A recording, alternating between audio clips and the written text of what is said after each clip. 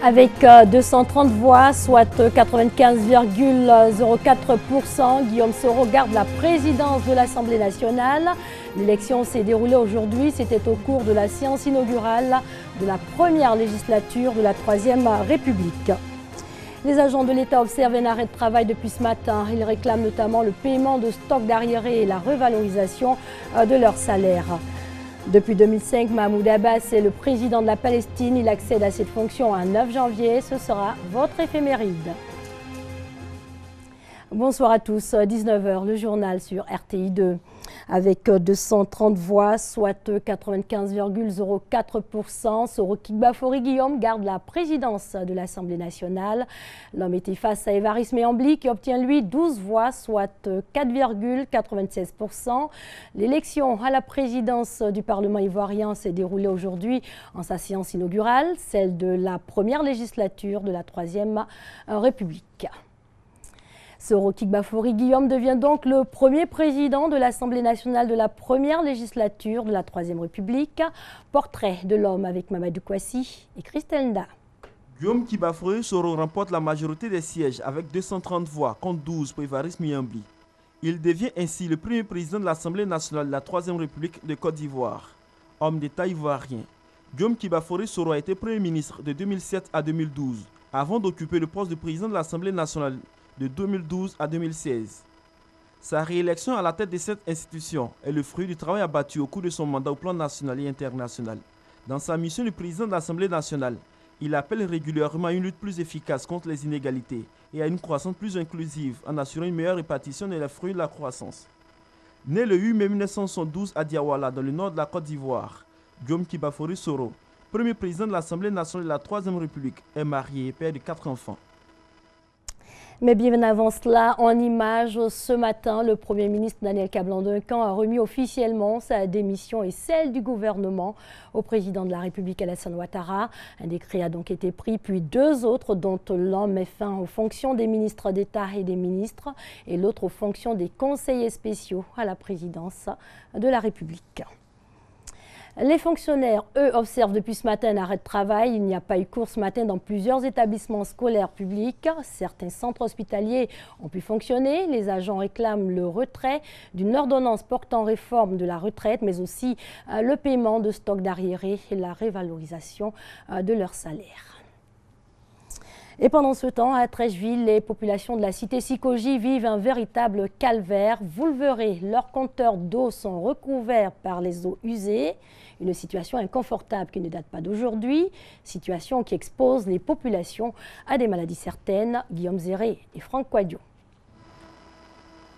Cette main ne cherche pas de poisson, encore moins un objet précieux qu'elle a perdu. Elle cherche simplement à présenter à notre caméra là où se cache son compteur d'eau. L'un des compteurs de la cité Sikoji, mairie de Treichville, immergé dans des eaux insalubres, des eaux provenant de fosses septiques. La cage d'escalier qui est là, c'est à l'intérieur que se trouvaient les compteurs. Mais à un moment, la SODECI a décidé de déplacer les compteurs pour les mettre dehors pour éviter les risques d'incendie et de court-circuit. Les compteurs étaient posés au-dessus de la conduite d'eau usée. Et en ce moment, on se rend compte que lorsque les différents regards sont pleins, les eaux usées se déversent dans la conduite. Une situation inconfortable qui dure depuis des années et qui trouble le sommeil des habitants. Si tu fais bouillir l'eau, comment, tu as l'impression qu'il y a toujours quelque chose dedans. On est en danger même, danger. Pour se mettre à l'abri de maladies, on s'est mis ici à l'eau minérale que de dépenses. Nous sommes obligés de se procurer des bidons d'eau minérale afin de pouvoir consommer pendant que nous payons également les factures. C'est cher, ça nous revient cher. Ça nous revient cher. Il faut acheter les bouteilles à 1000 francs, à 500, tu vois. Des compteurs d'eau immergés dans des eaux mélangent d'excréments et de liquides inqualifiables, de quoi couper le souffle, mais pas seulement. Un tour dans les niches de compteurs d'électricité achève de nous convaincre de la souffrance des habitants. Les responsabilités dans le cauchemar que ces habitants vivent sont partagées, mais pour eux, l'heure n'est plus aux accusations. Il faut urgemment que la solution soit trouvée. Danger pour tout le monde. toute une population.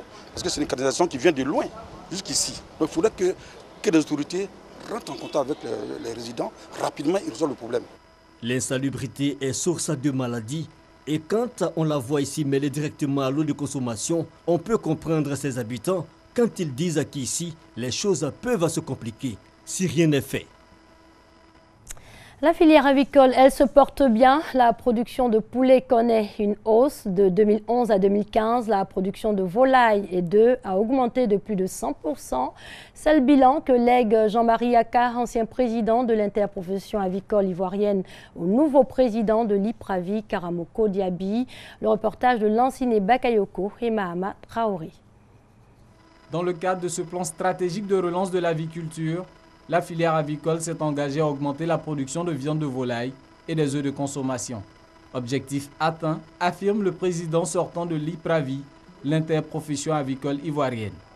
Nous sommes passés pour la production nationale de viande de volaille de 22 000 tonnes sur les années 2010-2011, donc année de départ du plan, à plus de 44 000 tonnes en 2015.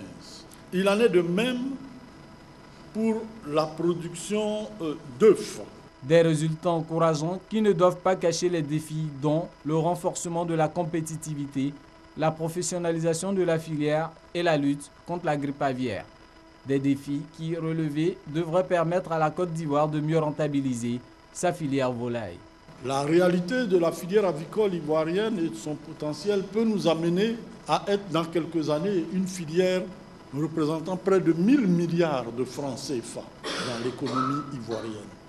Pour Karamoko Diaby, le nouveau président de l'IPRAVI, le chantier ouvert par son prédécesseur doit se poursuivre.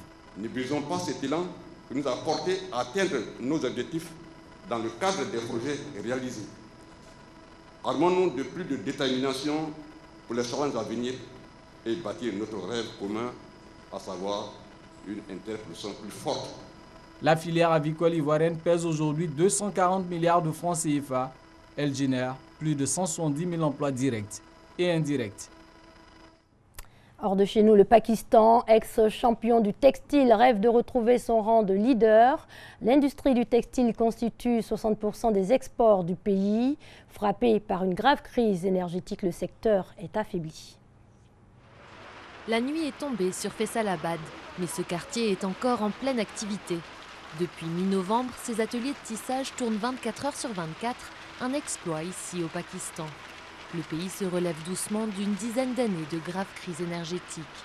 Les coupures de courant duraient parfois jusqu'à 16 heures par jour, un handicap pour le secteur du textile. Plus de 20% des usines ont fermé, et celles qui fonctionnaient encore ne tournaient pas à plein régime. Par exemple, s'il y avait 50 machines dans une usine, seulement 35 ou 40 d'entre elles étaient en marche. Parce qu'il n'y avait pas assez d'électricité, et ça faisait perdre de l'argent à tout le monde. Le textile emploie 30% de la population active et constitue la majorité des exports du Pakistan. Mais cette crise a détruit un tiers des capacités de production du pays. De nombreux ouvriers ont été licenciés et des usines ont fermé, incapables de rivaliser avec le Bangladesh et leurs autres concurrents. Pour tenir le coup, ce géant du secteur a acheté des générateurs capables de prendre le relais en cas de coupure de courant.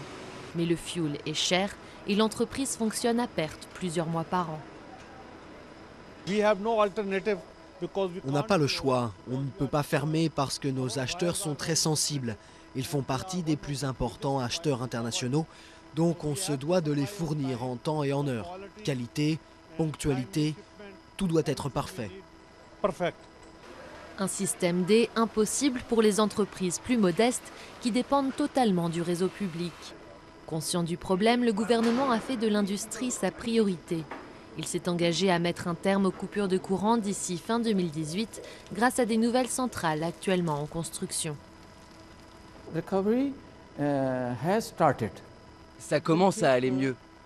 Ça va prendre 2 ou 3 ans pour qu'on sorte complètement de cette crise.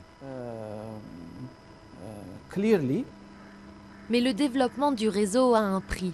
Le coût de l'électricité augmente et l'industrie peine encore à être compétitive. Les exports continuent de baisser, moins 13% sur les 9 premiers mois de 2016. L'éphéméride est tirée ce soir de l'année 2005. Cette année-là, le 9 janvier, l'on note la victoire de Mahmoud Abbas à l'élection présidentielle palestinienne. Mahmoud Abbas est l'un des premiers leaders palestiniens à reconnaître Israël. Votre éphéméride avec Franck Coyou. Après la mort de Yasser Arafat en novembre 2004, Mahmoud Abbas remporte l'élection présidentielle du 9 janvier 2005. Il s'est toujours positionné comme celui qui allait poursuivre la politique de Yasser Arafat. Il prendra fonction le 16 janvier 2005 et dès la même semaine, des activistes palestiniens tuent 6 Israéliens. L'attentat est revendiqué par les martyrs d'Al-Aqsa, un mouvement proche du parti de Mahmoud Abbas. Ce dernier, qui a condamné cet attentat, se dit partisan de la fin de la lutte armée et de la démilitarisation de l'intifada qu'il qualifie de contre-productive, car selon ses propos, le seul résultat tangible de 4 années et demie d'attentats et d'attaques a été d'accroître le poids de l'occupation et de la souffrance du peuple palestinien. Mais il dira aussi à Ariel Sharon que la fin de l'occupation qui dure bientôt depuis 38 ans est la clé de la paix. Les barrages israéliens installés partout en Cisjordanie rendent la vie insupportable et font gonfler le chômage de 55%, obligeant la moitié de la population palestinienne à vivre en dessous du seuil de pauvreté. Revenons sur les enjeux de son élection. Au moment de son élection, les organisations activistes ne voulaient pas déposer les armes sans obtenir de contrepartie et de garanties, notamment politiques. Pour cela, elle multiplie les opérations armées tout au long de la campagne électorale en tirant des roquettes et des coups de mortier contre Israël et les colonies juives de la bande de Gaza afin de faire comprendre à Mahmoud Abbas qu'il ne sera pas le seul à pouvoir décider de la fin de l'intifada. Et pourtant, des actions notables de Mahmoud Abbas, notamment la reconnaissance de la Palestine comme un État observateur non membre de l'ONU. À la suite du gel du processus de paix, le président Mahmoud Abbas optera pour l'offensive diplomatique. Le 24 septembre 2011, il demande officiellement à la tribune des Nations Unies l'adhésion de l'État palestinien à l'ONU. La demande est votée par l'Assemblée générale et passe favorablement devant le Conseil de sécurité, mais les États-Unis mettent leur veto. Le 31 octobre 2011, l'UNESCO admet la Palestine en tant qu'État membre. Comme elle n'est pas encore un État membre des Nations Unies, son admission a dû se faire par la recommandation du Conseil exécutif qui s'est suivi d'un vote favorable à la majorité des 2/3 des États membres de l'ONU présents et votant à la conférence générale. Le vote a été obtenu avec 107 voix pour, 14 voix contre et 52 abstentions.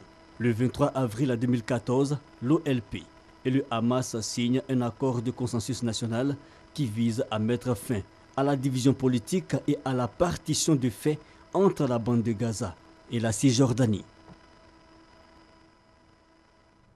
Fin de cette édition supervisée par Thomas Guissambi. Merci de l'avoir parcouru avec nous. Excellente soirée sur les antennes de l'RTI, la marque du service public.